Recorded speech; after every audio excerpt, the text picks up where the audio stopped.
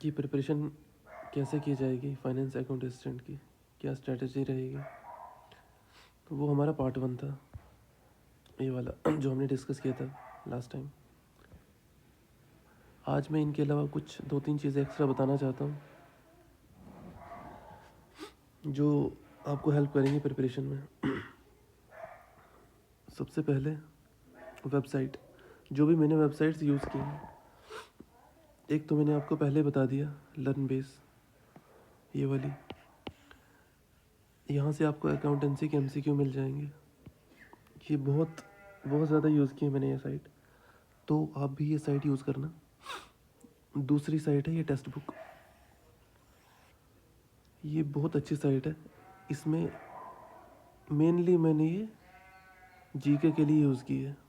GK, इसमें बहुत ज़्यादा क्वेश्चन नहीं आते, लेकिन जितने भी आते हैं बहुत अच्छे हैं। देखो जैसे मैं दिखाता हूँ ये वाली साइट,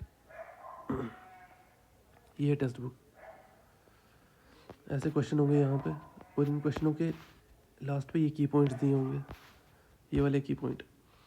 तो मैं जो भी इनमें मेन पॉइंट होता था मैं अपने नोट्स में ऐड कर लेता था। यहाँ से कोई भी टॉपिक सर्च मारता था, आगे टेक्स्ट बुक डालता था, फिर ये साइट खुलती थी, फिर ये वाले पॉइंट्स अपने नोट्स में ऐड करता था। सब कुछ आपको ऐड नहीं करना, आपको सिर्फ अपने एग्ज़ाम के लेवल के हिसाब से ही ऐड करना है। और ये आपको तब पता चलेगा जब आप MCQ सॉल्व करोगे, पुराने पेपर देखोगे, आपको ये पता चल जाएगा कि कौन सा पॉइंट आपके एग्ज़ाम के लिए रेलेवेंट है और कौन सा नहीं है। ठीक है, ये वाली साइट है टेक्स्ट बुक, ये आपको फॉलो करनी है जीके की MCQ के लिए। और इसमें अकाउंटेंसी के भी MCQ मिलेंगे, बहुत ज़्यादा नहीं मिलेंगे, लेकिन जितने भी मिलेंगे काफ़ी अच्छे मिलेंगे। वहाँ से भी कुछ पॉइंट्स ऐड कर लेना आप। ये आ गया दूसरा। और तीसरा ये जागरण जोश, ये वाली वेबसाइट, ये भी मैंने जीके के MCQ के लिए और करंट अफेयर के लिए ये यूज़ किया मैंने।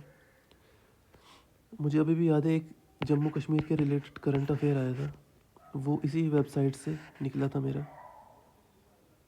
तो ये भी आप कंसल्ट करना। और जो भी जम्मू कश्मीर के रिलेटेड चीज़ है ना, वो काफ़ी इम्पोर्टेंट रहेगी आपको। आप ये वेबसाइट भी दिखाऊंगा मैं, ये देखो ये वाली वेबसाइट है, ये जागरण जोश। यहाँ से ये करंट अफेयर है, ये देखो एक क्विज़ें भी आती है यहाँ पे, यहाँ से मैंने किया था। तो आप भी ये कंसल्ट करना। उसके अलावा तीसरा पॉइंट आता है ये डिस्ट्रिक्ट की वेबसाइट। हर डिस्ट्रिक्ट की वेबसाइट्स बनी है हमारे। जैसे यहाँ पे मैं एक दिखाता हूँ,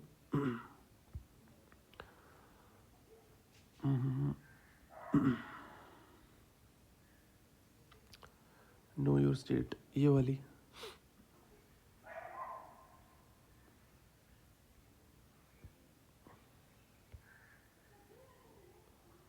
फिजिकल डिवीजन है ये। चलो ये बाद में देख लेंगे। तो मेरा कहने का मतलब है कि हर डिस्ट्रिक्ट की अपनी साइट बनी है, उसको भी कंसल्ट करना है आपने। और फाइनली एक PIB आती है, PIB.gov.in।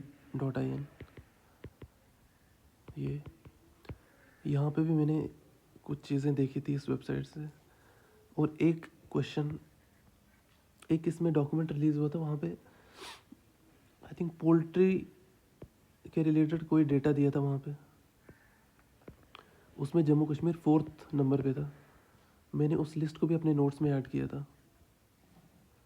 और बिलीव मी, एक क्वेश्चन उसी के रिलेटेड आया था हमारे एक एग्ज़ाम में। तो इसको बहुत ज़्यादा यूज़ नहीं करना अपनी साइट को, लेकिन थोड़ा बहुत कर सकते हो। जहाँ पे जम्मू कश्मीर आ रहा है ना, वो बहुत इम्पोर्टेंट हो जाएगा आपके लिए। ठीक है, इसको बहुत कम यूज़ करना है आपने। बाकी ये जो 3 है इनको बहुत ज़्यादा यूज़ करना है, 3-4 ऊपर।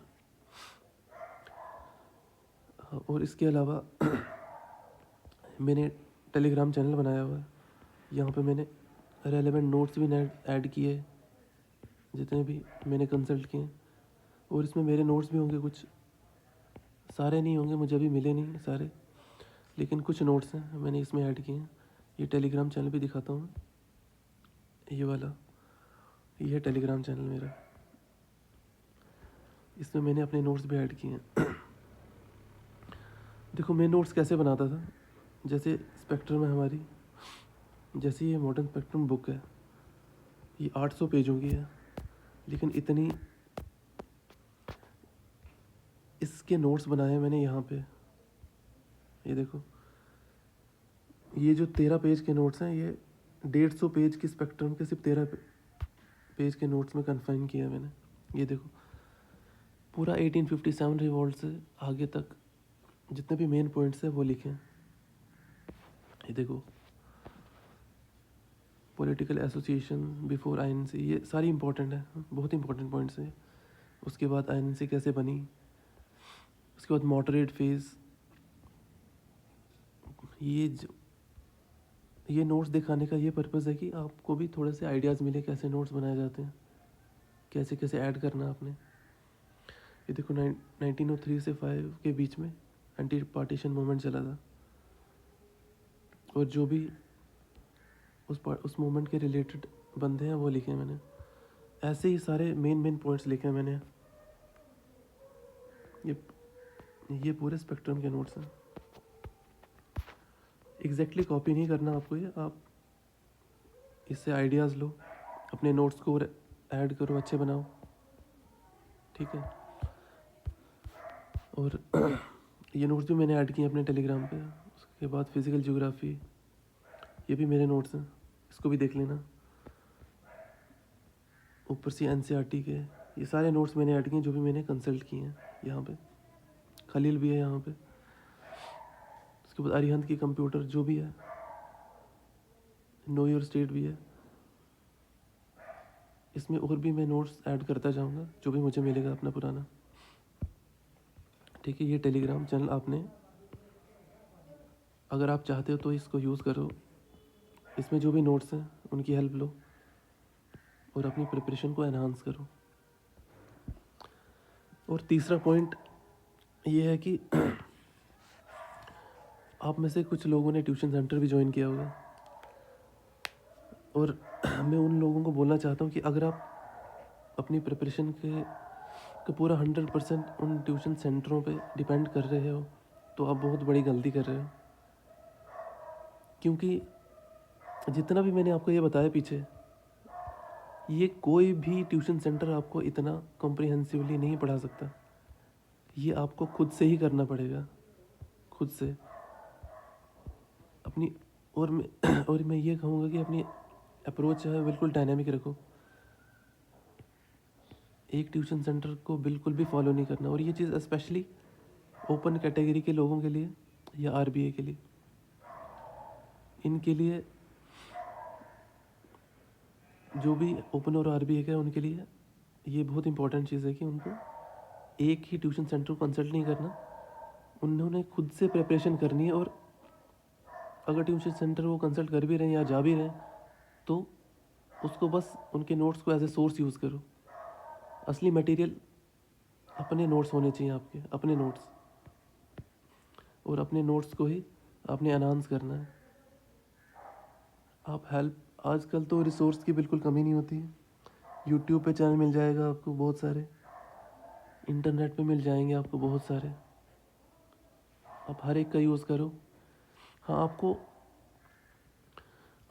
जब आप एमसीक्यू सॉल्व करोगे ना, आपको ये रियलाइज़ होगा कि आपको कौन से टॉपिक में कितना डेप्थ पे जाना है। ये चीज़ एमसीक्यू सॉल्व करके रियलाइज़ होती है।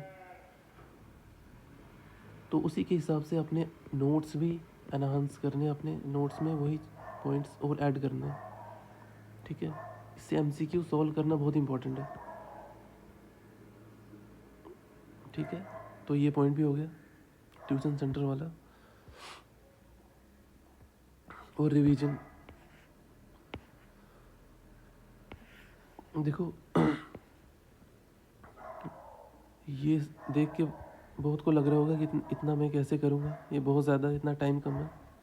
लेकिन मैं आपको बताना चाहता हूँ कि ये सिर्फ और सिर्फ जब फर्स्ट टाइम आप पढ़ोगे ना, तब बहुत एफर्ट लगेगा आपको, बहुत ज़्यादा टाइम यूज़ होगा सिर्फ पहली बार जब पढ़ोगे आप।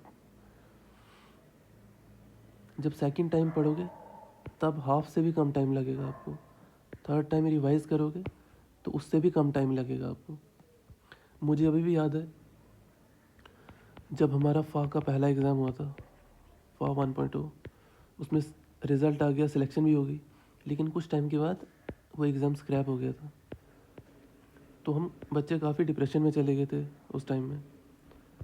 तो उस टाइम में ऐसा हुआ कि हम फिर कोर्ट केस के भी चक्कर में पड़ गए और हम उसी केस में लगे हुए थे।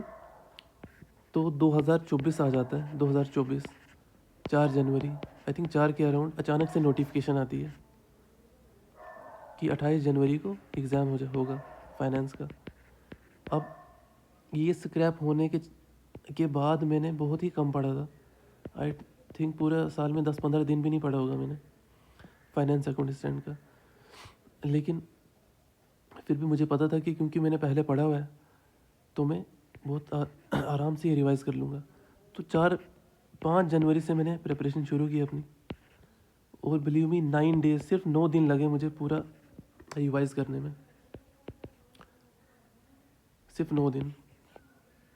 तो ये बताने का सिर्फ ये पर्पज़ है कि पहले टाइम जब आप पढ़ोगे तब बहुत एफर्ट लगेगा, फिर सेकंड टाइम कम एफर्ट लगेगा, फिर आस्ता आस्ता आपका एक ऐसा लेवल आएगा जब आप बहुत कम टाइम में पूरा सिलेबस रिवाइज़ कर पाओगे।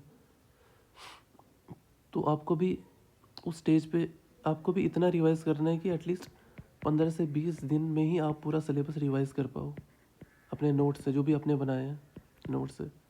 आपने इस स्टेज तक पहुंचना है, ठीक है। ये था मेरा रिवीजन वाला पॉइंट। और लास्ट पॉइंट जो सबसे इम्पोर्टेंट है मुझे लगता है वो है हेल्थ। अपनी हेल्थ को कभी कॉम्प्रोमाइज़ नहीं करना, फर्स्ट प्रायोरिटी अपनी हेल्थ को ही रखना। योगा करो, वॉक करो, योगा वॉक, उसके बाद जाके पढ़ाई करो। आपका दिमाग, आपका ब्रेन बहुत अच्छी एफिशिएंसी से काम करेगा, जो भी पढ़ोगे वो याद रहेगा। और हेल्दी खाओ, हेल्दी ईटिंग बहुत इंपॉर्टेंट है। इनफैक्ट ये हेल्थ वाला पॉइंट ये तो फर्स्ट में आना चाहिए, ये पहली प्रायोरिटी होनी चाहिए आपकी। उसके बाद जाके आप पढ़ाई करो, ठीक है।